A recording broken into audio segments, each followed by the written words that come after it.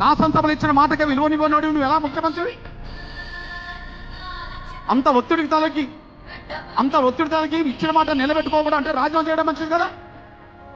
మాటన్నా నిలబెట్టుకోవడానికి, మాదిగలకి ఇచ్చిన మాట నిలబెట్టుకోవడానికి కాంగ్రెస్ లో మానవ ఒత్తిడి తలపలేదు.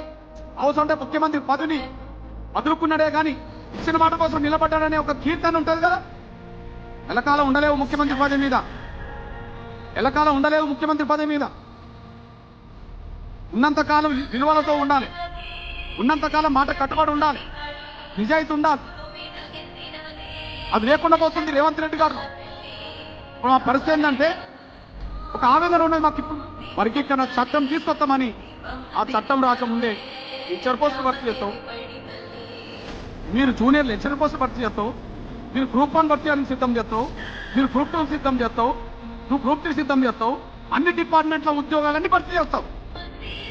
అంటే కొబ్బరికాయలో ఉండబడే కొబ్బరిని మాలకి ఇచ్చి ఒక్క చిప్పానే చట్టం మాకు ఇచ్చినట్టు కాదా?